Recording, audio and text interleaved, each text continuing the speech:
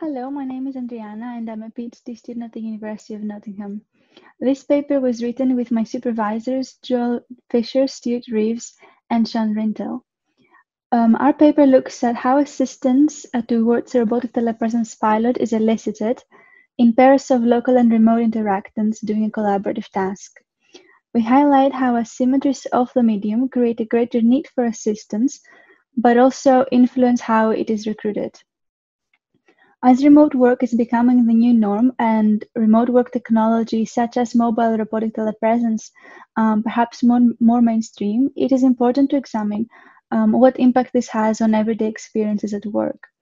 Assistance is a big part of collaborative work, and it has an even bigger role in an asymmetrical situation where each co-worker has different access to information as well as a different repertoire of actions in their disposal to communicate. On mobile robotic telepresence, for example, the remote user has limited movement and perception capabilities compared to their local colleagues, and as such, they might rely more on assistance from them. We are specifically looking at assistance recruitment. This refers to how the need for assistance is conveyed between interactants. We're drawing on work by Kendrick and Drew, who examined assistance recruitment methods in face-to-face interactions in their 2016 paper. An example of an assistance recruitment method would be an explicit request, such as saying, "Can you give me your pen?" Or it could be more implicit, like a report of trouble, such as, "I've lost my pen," which lets the other decide if and how to help. Our data consisted of videos of pairs of participants, where one was remote using the Beam telepresence robot and the other was local, who are performing a collaborative task. Notably, in the data, we observed only instances where the local was receiving help from the remote and not the other way around. Here is a fragment, and we are seeing the point of view of the remote participant who is searching for pink pieces of paper that they need to photograph. On the left-hand side, there's a pink bit of paper. I don't know if you can see it. Is it the one I'm looking at right now? Yeah, it is. Yeah. Okay, got it. Yeah. So in this video, we see the remote participant spot and approach a pink piece of paper, and then the local also approaches and informs him about the paper.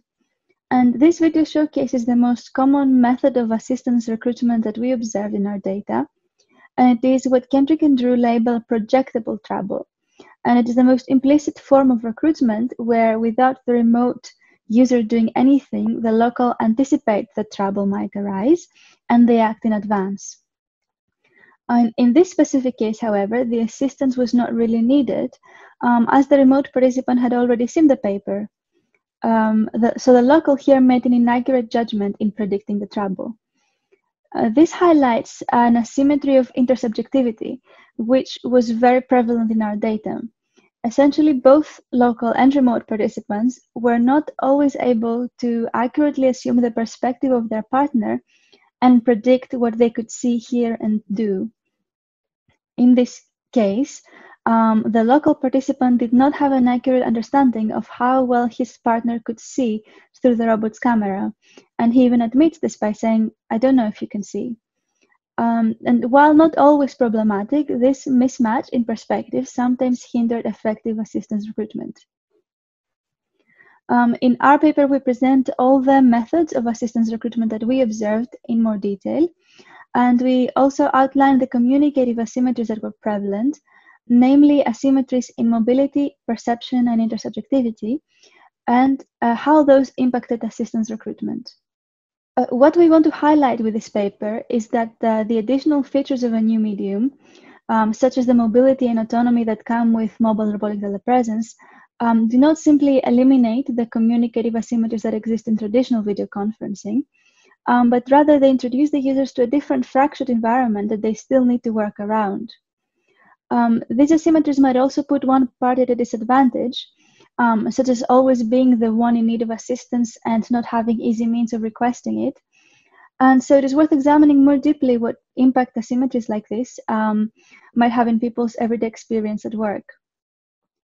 Thank you for watching, and I hope you will look at our paper. And I'd be happy to email it on request to anyone interested.